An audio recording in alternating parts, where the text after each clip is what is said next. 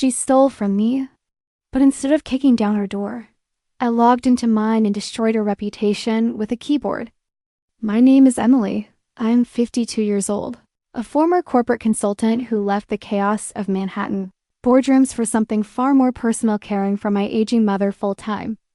At 87, her health needed attention, and I wasn't about to let her fade away in a care facility. So I made a plan, move in with Mom at the house I bought for her in the suburbs, and rent out my Manhattan apartment for income, furnished, beautiful, central. That rental income was supposed to be my lifeline. She was polite, middle-aged. An accent from Queensland, Australia. Her name was, let's say, Jane Smith. She told me she had no recent landlord, REFERENCES, because she'd lived in her own home for 30 years.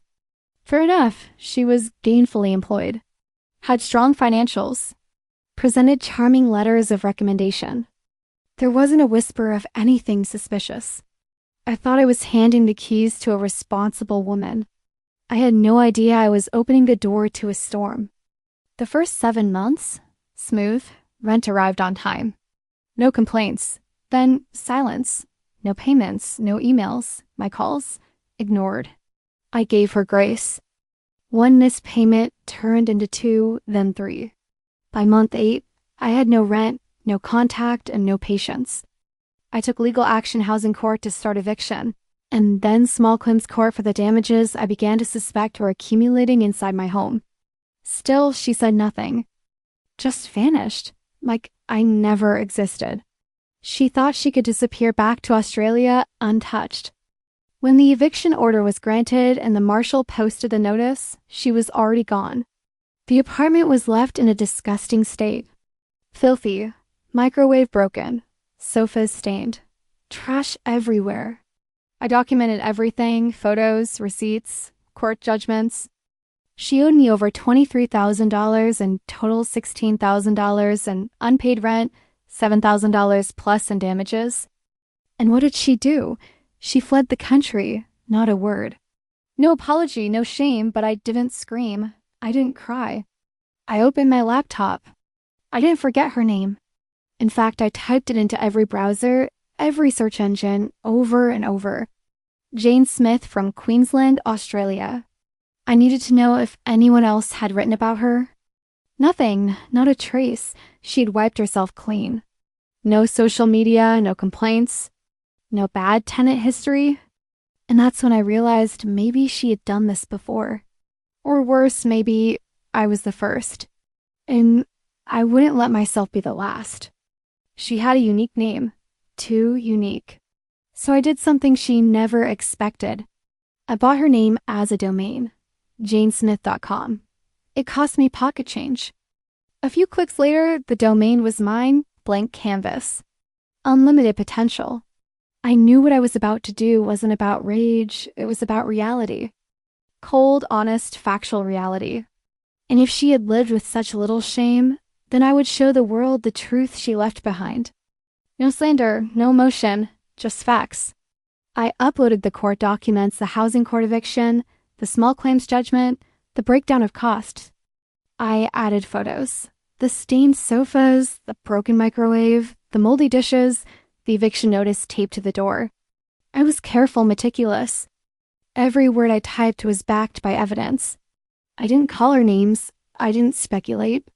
I simply told the story of a woman who cost me $23,000 and fled without a trace. Let people decide for themselves. I didn't stop there. I studied SEO like it was a religion. I optimized every sentence, every photo tag, every headline on the site. Her full name, where she worked, the city she lived in, even the bridge club she frequented. I wove it all in. Soon enough, when you Googled her name, BAM, my site was the top result. The digital crown jewel of her Google identity. Every potential employer, landlord, or date who looked her up would find me first. It took 2 weeks, then it happened.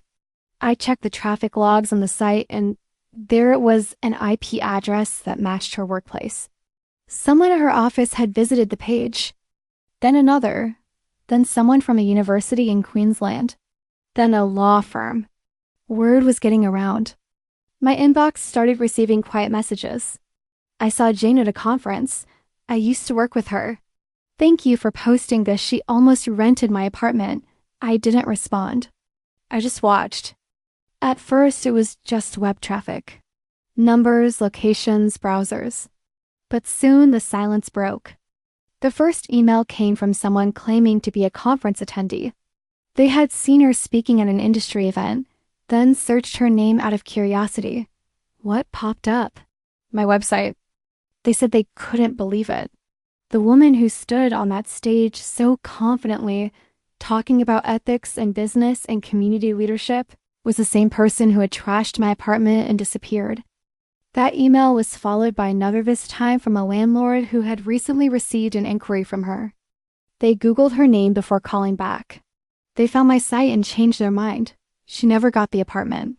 One by one, the dominoes began to fall. I never contacted her directly. I didn't need to. The world started closing in on her without a single message from me.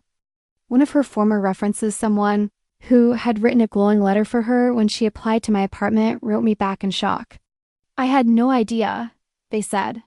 She told me you had harassed her and that the courts sided with her. I attached the documents, official, sealed, undeniable. There was silence on the other end. She had spun a narrative so tight that even people who trusted her were fooled. But lies have short legs. And when truth is public and permanent, there is nowhere left to run. Some people get revenge through shouting. Others through violence or rage.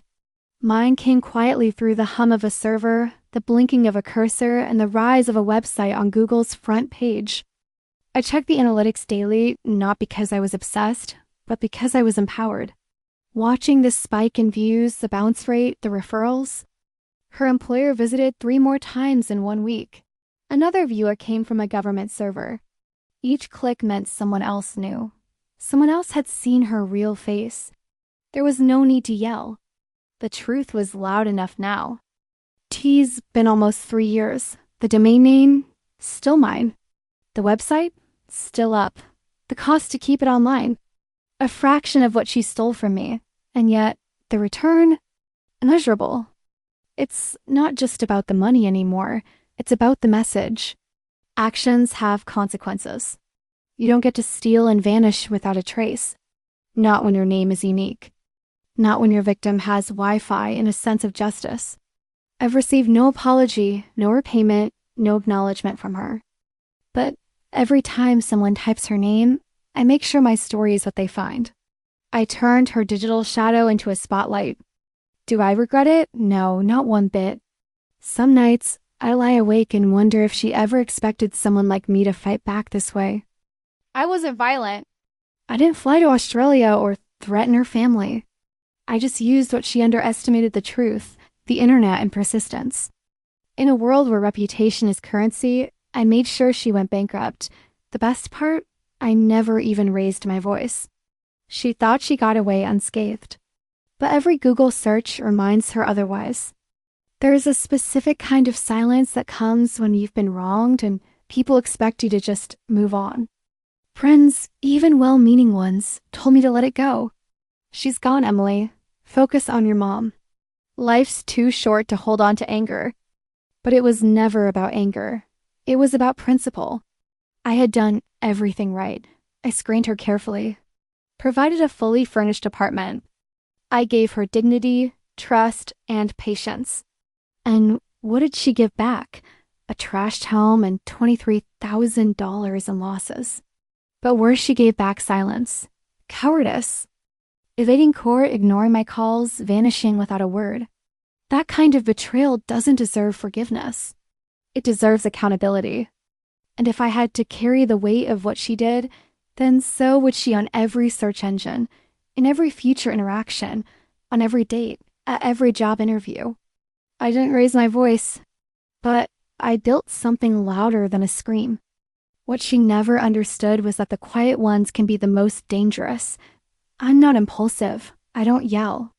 I plan. I observe. I analyze. It's what made me good at my career in consulting, reading people, spotting weak points, and building systems. And Jane? She was full of weak points.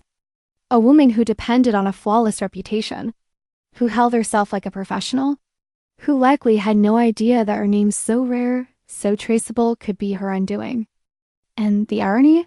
I wasn't trying to destroy her life. I was trying to make her tell the truth, to face what she had done, to acknowledge the chaos she left behind.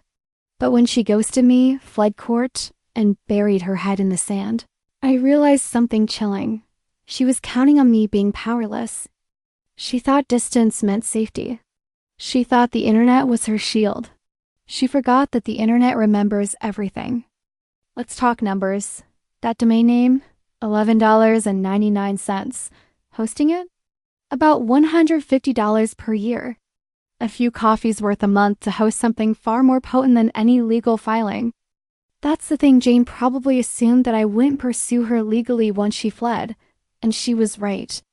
International legal action is messy, expensive, and often fruitless.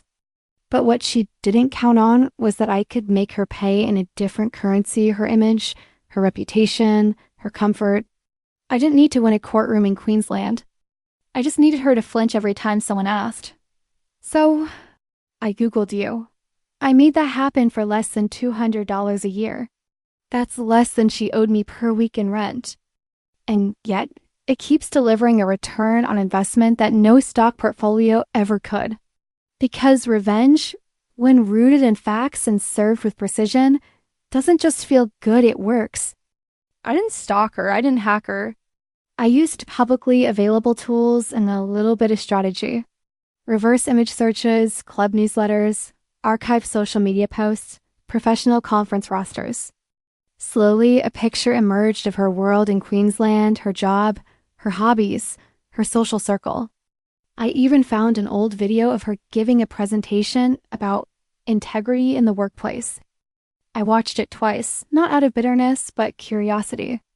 How can someone preach ethics and live so dishonestly? The hypocrisy burned. So I linked that video on the site. I didn't mock her, I simply let her own words hang beside the facts. The court orders, the damage, the photos, the eviction notice. It was all right there, like pieces of a puzzle the world could put together without me saying a word. And if her friends or colleagues ever wondered who she really was, they didn't need to ask anymore. I imagine her shock the first time she Googled herself and saw it. Her name in bold letters, her story laid bare. Her photo beside a sofa soaked in filth. The judgments, the notices, the quotes from the judge. The records she tried to outrun. Maybe she tried to hide it. Maybe she cried. Maybe she cursed my name. I'll never know, and I don't need to. Because this wasn't about revenge in the traditional sense. It wasn't about rage. It was about closure. About making sure she couldn't just erase what she did. That she couldn't hurt someone else like she hurt me. Every time she opens a laptop, every time someone runs a background check, every time she tries to pretend she's someone else, there I am. Not in person, but in pixels, in facts, in undeniable proof that truth can travel farther than any plane ticket. What she never expected, what people like her never expect, is that digital footprints are forever. And unlike physical footprints, they don't fade with rain or time. They're archived, indexed, shared. Every time someone clicks on my site, that click is a weight on her chest, a date she can't explain, a job she won't get, a lease she'd be denied. I once saw traffic from a dating site server, probably someone she matched with, someone curious enough to search her name. And what did they find? A mirror she never wanted to look into. Some might say it's petty. That revenge taken so publicly is cruel. But what's crueler? Quietly disappearing with someone's money, leaving a mess behind, never apologizing, and never being held accountable, or building a digital monument to the truth. The money's gone. I made peace with that. The damaged furniture, the unpaid rent, the broken microwave replaced, repaired, written off. But what I couldn't write off was the feeling of being dismissed, of being treated like a disposable transaction. She didn't just take my money. She treated me like I didn't matter. That's what fueled me. I didn't care about seeing the $23,000 again. I cared about making sure she couldn't pretend it never happened. I cared about making sure I mattered, even if only through search results and court records. People talk about closure like it's something passive, something time just hands you if you wait long enough. But I learned closure is something you build, page by page, brick by brick, truth by truth. In a world full of noise, being remembered is a strange kind of power. She probably hoped I'd forget, that I'd get tired, that I'd delete the site or move on. But some things you don't move on from, you move through. And each step forward I took, I made sure to leave something behind that reminded her I was still there. Still watching, still remembering. It wasn't obsession. It was accountability. I didn't check the site every day anymore. But every few weeks I'd open up the analytics, and there it would be, new visits from her city, from new companies, from universities and conference centers. And every time I'd smile, because that meant she hadn't outrun it, and never would. She ghosted me first. She ignored my calls, skipped court, vanished without a trace. But in doing so, she created her own ghost. Me, I'm not in her life, but I'm in her path. I'm not on her mind, but I'm in her shadow. She can't apply for a job without risking me showing up. She can't build a new life without tripping over the remains of what she did to mine. She's not scared of me physically. She doesn't need to be. But she is scared of discovery, of people seeing through her carefully curated persona. And that's exactly where I've positioned myself, right in the space between who she is and who she pretends to be. Quiet, unshuckable, permanent. Years ago, I would have said justice came from judges, from police, from formal systems, but justice has changed. It's digital now, public, shared. Justice is searchability. It's transparency. It's making sure your truth outlives their lies. That's what I built. Not a smear campaign, not a hit job, but a monument. A digital statue that says, this happened, and it matters. And if you do this to someone else, there's a chance you'll be remembered, too. I didn't need to scream. I didn't need to beg. I just needed to document. And the internet did the rest. She's probably tried to start over.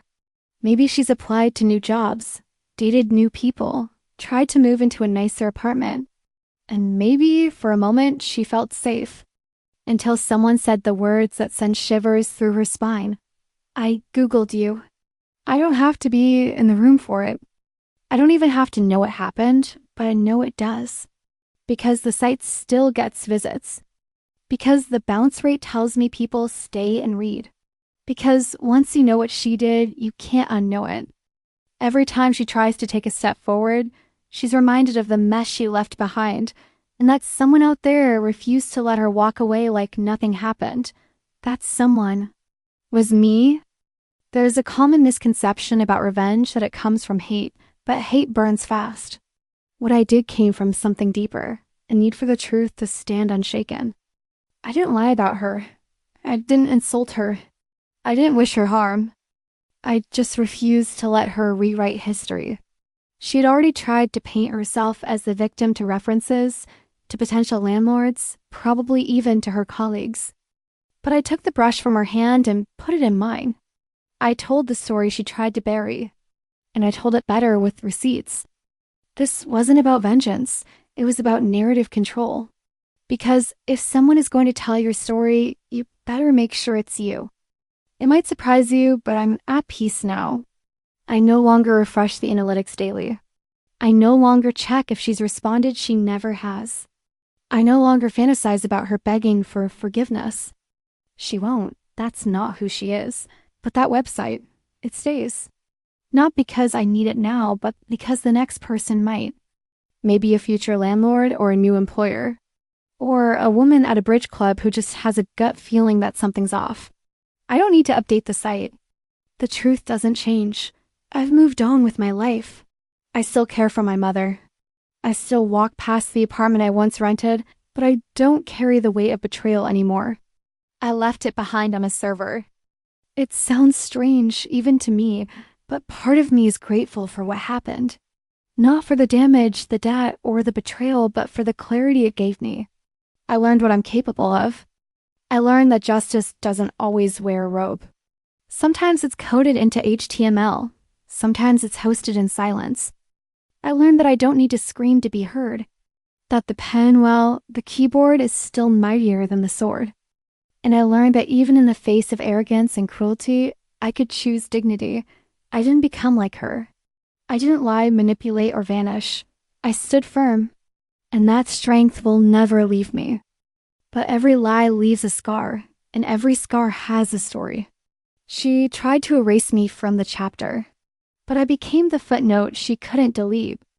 A reminder that there's always someone watching, that there are people in this world who remember, who don't let things slide, who pick up the pieces and build something permanent.